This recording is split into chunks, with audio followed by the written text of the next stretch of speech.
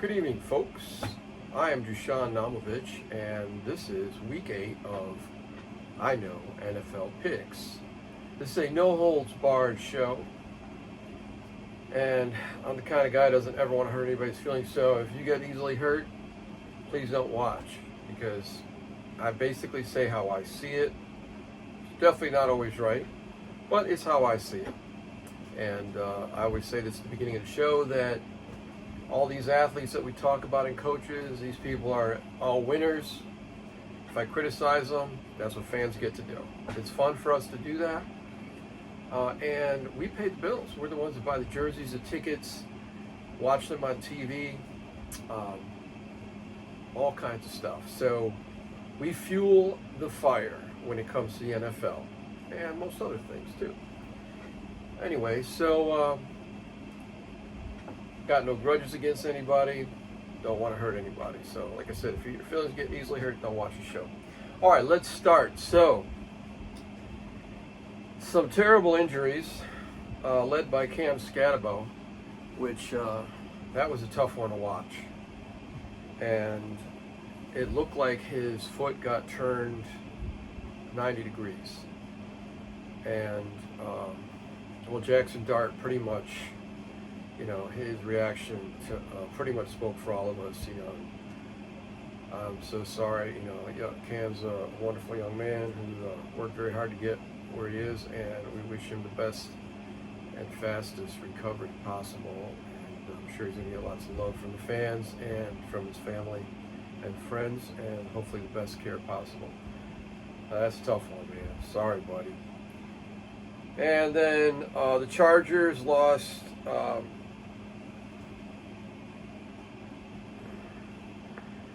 God, I have trouble pronouncing it. Tarheeb Still had an MCL sprain, and Colts Anthony Richardson finally getting surgery on that orbital fracture, and I think he's going to be back before the end of the year. Hopefully back for the playoffs, because he's not the starter now. Daniel Jones, unbelievable. Maybe MVP. Daniel Jones MVP. Who would have thought? It's a guy I used to criticize all the time, and I'm looking pretty stupid, but he had nothing to show until this year, and it must have been the organization, the style of coaching, because the guy can throw, and he's the best quarterback in football right now. All right, and then we got Carson Schwessinger, high ankle sprain with the Browns, and Brady Christensen, Carolina, and Achilles injury, and those are always terrible. All right, injuries out of the way, let's talk about the games. We got the Ravens at the Dolphins. The Dolphins showed some life and maybe saved their coach's job. Won a nice game. And the Ravens beat the Bears pretty handily. So I think Mr. MVP's back for the Ravens. So Lamar should... Pretty sure Lamar's going to be playing on Thursday, and that's good news, because the Ravens with Lamar Jackson have some very sharp teeth. So even the Dolphins came back, looked really good and all that, and Tua started playing the way I expected Tua to play, like he played in past years. It doesn't look good for the Dolphins, so go with the Ravens here. 49ers and the Giants. Oh my God, 49ers lost to, how could I forget? Texans, who I said sucked last week. Maybe that was a little harsh, but that was only a reaction to them. Some fool ranked them at number 7, I think, in the power rankings, which is still ridiculous, even after beating the 49ers. They don't make the top 10, even with that victory. And yeah, I feel bad because I said they sucked, but I shouldn't say stuff like that. But their quarterback doesn't suck, and he never sucked. If C.J. Stroud doesn't have a good game, it's usually not C.J. Stroud's fault. That is a highly talented, gifted, smart young man. I adore this guy. He is a great person on top of being a great quarterback. So he just needs some better blocking, and obviously he got it against the 49ers. So anyway, this is about the 49ers and the Giants. Giants, big loss with Scatabo. Um, I don't know. Maybe they'll play with some crazy fervor. The 49ers did not get a lot out of Christian McCaffrey. Hopefully that'll change for them. I'm still going to go with the 49ers. But I think it's going to be a close one because I think the Giants will play with some emotion. So, and we're looking at the Chargers at the Titans. The Chargers won a nice game last week. Titans are terrible. And but they're getting better. Their quarterback shows some life. Cam Ward. He had a pretty decent game. So, but the Chargers should win that handily. And then we got the Vikings and the Lions. Okay, well, J.J. McCarthy, I think, is going to be back for the Vikings. And that's going to be, I'm going to watch this game because I'm excited about J.J. McCarthy, but the Lions are just too much. Lions are probably top 3, top 2, maybe the best football, maybe it's the best team in football right now. Them or Kansas City or the Packers. Buffalo showed signs of life, man. James Cook tore it up. We'll get to that in a minute. All right, so Lions should beat the Vikings. We got the Falcons at the Patriots. Falcons. This team just, I want to pick I like the Falcons. I like the Falcons. Bijan Robinson is phenomenal, and London is a great receiver. Drake London, yeah. And of course, they didn't have Penix, and I thought that the veteran, I can't think of his name right now. Oh my God, it's embarrassing. Followed this guy forever.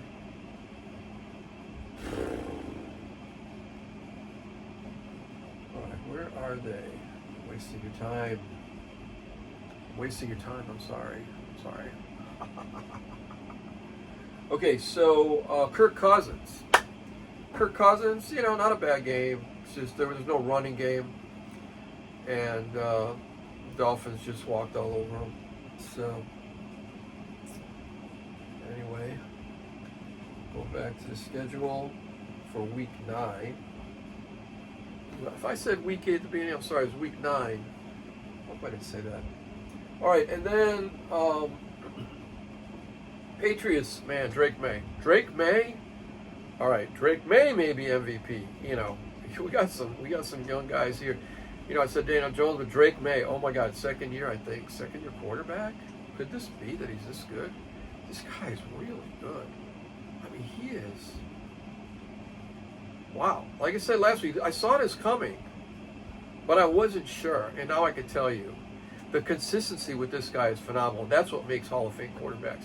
So at this point, I'm seeing this guy on his way to playoff berths, possibly conference championship, maybe even a Super Bowl. But I think if he keeps playing the way he's playing, he's going to be in the Hall of Fame regardless. So Drake May, remember that name. All right, and then so of course Patriots going to beat the Falcons. Colts at the Steelers. Oh wow. Okay, the Steelers got beat pretty solidly in the second half. They looked good in the first half against the Packers, but they got beat solidly in the second half. Man, Jordan Love, what a game! I'll get to that. There's another MVP candidate right now, Jordan Love. Aaron Rodgers, he played all right. It wasn't his best game, but Packers were ready in the second half. They made some adjustments at halftime, and the Steelers were not ready for that. So, Steelers and the Colts. I'm going to go with the Steelers here. I love the Steelers. The Colts, right now, are the best team in football, and I shouldn't be saying this, but I just got a feeling. I had a feeling they'd beat the Packers. That was a mistake, but I think they're going to get it together. It's a 1 o'clock game. Maybe the late game messed them up. I don't know. But the Packers are a better team than the Steelers. I mean, the talent there's more talent, but and they got a pretty good coach. So, but Steelers have Tomlin. I mean, Steelers are awesome as far as head coaching goes. I'm going with the Steelers against the Colts. Broncos and Texans. Oh my God, Bo Nix. Here's another MVP candidate. Man, we got some young quarterbacks that are just sizzling right now. Sizzling. And Bo Nix, I called his name last year, first show. And I said, watch out for this guy. Yeah, Jaden Daniels, of course. Caleb, yeah, of course. But Bo Nix is actually showing this year is better than both of them. So Bo Nix destroyed my Cowboys, man, 44-24. And it really should have been 44-17. Cowboy Swiss cheese defense. That's nothing but holes. I'll get to that. Eberfluss. Yeah. Okay. All right. So yeah, Broncos, Texans, man. Like I said earlier, C.J. Stroud. They came to life. They looked really good. But I think the Broncos are just too much for the Texans. So I'm going with the Broncos. Bears, the Bengals. Don't even talk about this. Bears should beat them easily. Panthers, Packers. Packers are going to destroy the Panthers. Rico Dowdle didn't have much of a game last week. I don't expect him to have much of a game against the Packers. Packers are just awesome right now. Saints at the Rams. The Rams are going to destroy the Saints, unfortunately. Rattler got benched. Sorry, buddy. Okay, and then Jaguars at the Raiders. Yeah, Raiders still got a lot of work to do, so and the Jaguars should beat them. Chiefs and the Bills. Wow. Okay, probably the AFC Championship game. Unless New England or Pittsburgh gets in there, possibly Chargers, possibly Denver. I think the Ravens are too far gone. But we shall see. Okay, so Chiefs at the Bills. Man, James Cook over 200 yards rushing. If he could do anything, like if he does 75% of that against the Chiefs, the Bills will win. If the Chiefs can contain James Cook, and Andy Reid knows how to do that stuff. So, quarterback matchups even. And Mahomes a little bit. I consider Mahomes after Brady the second greatest. He may end up being the greatest. Okay, so I'm going to go with the Bills at home against the Chiefs. And then we got the Seahawks and the Commanders. Oh, the poor Commanders. I feel bad for them. I do not know who's going to be quarterback in the Commanders. I think Jaden Daniels might be back. I'm not sure of that. Don't quote me on that. I'm doing the show early this week. I'm hoping doing it earlier will get me more views, more likes, more subscribers. I have 26 right now. I'm very proud of that. Worked hard to get that. And, of course, a few of my friends that helped out. I appreciate it. Thank you to all of you. The Seahawks, that's a great team. And they should beat the Commanders. The Commanders got too much trouble right now. Mainly morale issue, I think. But and if Mariota's quarterback, you bet the bank on look. I'm not responsible for your finances. I'm going to bet on Seattle if Mariota's the quarterback. So, and then the Cardinals at the Cowboys. Oh, let's talk about the Cowboys. I'm going to pick the Cowboys only because their offense in Arizona just doesn't have that much. Even though Kyler Murray, he could tear it up on any given Sunday. So, Cowboys better not walk into this game dancing around like fools, like they have been, and they did against Denver. You don't go into Mile High and act cocky. You do not go into Mile High and act cocky. You are just stupid if you go in a mile. You're stupid if you go in anywhere and act cocky. Arrogance is something that organization, and that comes from the top down because Jerry Jones is arrogant. And they just think they're the shit, but the truth is they haven't won in 30 years. They haven't won a Super Bowl in 30 years. And they've been in a handful of playoff games. And they've won two, I think, maybe three in 30 years. I don't know. It's disgraceful. Considering that's the most the highest priced, highest valued sports organization in the world, and the salaries these guys, it's one of the biggest payrolls in the world. I mean, it's ridiculous. Dak doesn't act cocky. Dak Prescott doesn't do that. He is the captain of the team. He is a leader of the team, and unfortunately, it's not flowing down from him to the players. It's flowing from Jerry Jones to the players. And these young guys just love Jerry's, natural arrogance. I guess he can't avoid it because that's just how he's built. But I tell you, if this video reaches young Cowboys, let's get some humility. Let's not celebrate until you win a Super Bowl. And even then, try to keep it humble. I mean, you guys score a touchdown early in the game and you're dancing around like you won a Super Bowl. I guess because you beat the Redskins handily the week before, you think that your Super Bowl, you won that was your Super Bowl. It's nothing.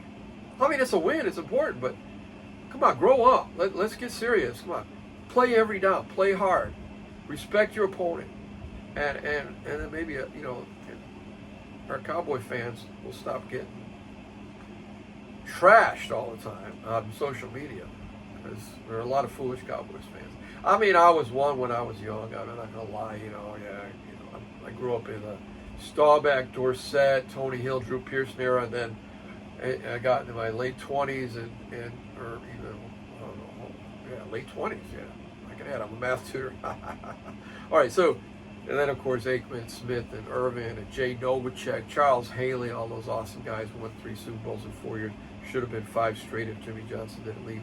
Anyway, that's an old story. So, Cowboys, Eberfluss. Oh, my God, passive-aggressive. Listen to this guy. This guy is behind the mic. Still will not concede that his zone defense stinks. It's horrible. It sucks. It sucks. Jerry Jones does not like it. But Eberfluss, with his passive-aggressive, hard-headed stubbornness, which is really annoying to me. That kind of, I mean, speak up, speak your mind. Don't just kind of like, and then, I love my soul. I don't care what Jerry Jones says. I do care what Jerry Jones. No, I don't. I mean, you get mixed signals from this guy. You got to use Matt Eberfluss. Listen, you got to use feedback from your players. If all your defense, and that's what you have, if they don't like your zone defense, don't play it. At least do a hybrid. If they're better at man-to-man, and it appears that they are, let's go with man-to-man. And let's plug up that hole in the middle for the runs. I mean, I'm sick and tired of seeing these guys run long distance right through the middle. It's like you guys create a corridor for them to run through. Let's stop that. I mean, can you not plug it up with a linebacker? I mean, the defense has more players to cover. There are a lot of players on defense that can cover 1 running back and 3 receivers. Or 2 receivers and a tight end or whatever. What's the number we can get? Max we can get. We get running back, 1 running back, 3 receivers, and a tight end, or 2 receivers, 2 tight ends, and a running back, or 2 running backs and 2 receivers and a tight end, whatever. The total is 5, I believe. Running backs, tight ends, and receivers, yeah, because then you have 5 on the line and then a quarterback. That's 11, yeah. So you have 5 players that you could get the ball to on offense. And then the defense, okay, 4 guys are rushing the quarterback. Even 5, let's say. That leaves 6 on defense to cover 5 players. Think about it. You could double team, and even if you're rushing 4, you could double team 2 of those 5 players. You could blitz. You could blitz. You could blitz on every down, actually.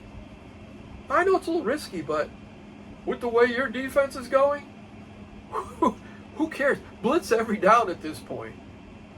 Send a safety up the middle. Send a corner up the middle. Send a linebacker in. Whatever. Blitz, blitz, blitz. Because that's your only hope right now. Your defense sucks so bad. I mean, it's the worst defense I've ever seen in my life. Bo Nix tore it up. As a matter of fact, at my age, and my lack of athleticism, that's not that bad. But I bet you I can throw some completions. I bet if I'm a quarterback against the Cowboys defense, give me 20 attempts with a good offensive line, I'll complete 7 passes. Hey, I'll probably get killed in the meantime, but all right, I'm being funny. But anyway, blitz, man-to-man, at the worst, hybrid zone, Matt. I don't want you to get fired. I don't want anybody to ever get fired. But you're probably not going to see this video because I only have 26 subscribers, so. All right. Anyway. All right. A little life in the video this week. And maybe that's what we need to get more fans, more subscribers. Maybe I've been too low-key. I did have some caffeine earlier. Anyway. All right, folks. Just want to end with a nice message because remember, this is all just fun and games. Well, I'll let you get into your legs. scandal, but he understands the risk going into it, and they get paid a lot of money to do what they do. God forbid any of them get hurt real bad. It happens though. It's said that there's a 100% risk factor of getting injured if you're going to be an NFL player. I guess they all get injured sooner or later. Hopefully the injuries are minimal. Anyway, I'm talking too much right now. So remember, what's important in life is how you treat other people. So try to be kind to everyone, love everyone, and forgive everyone. And let me tell you, if you can do all those three, you're going to cruise through life. It's going to be so easy for you, barring any terrible tragedies. All right, folks, love all of you, and I'll thank you for watching the show, and you have a great week. Bye.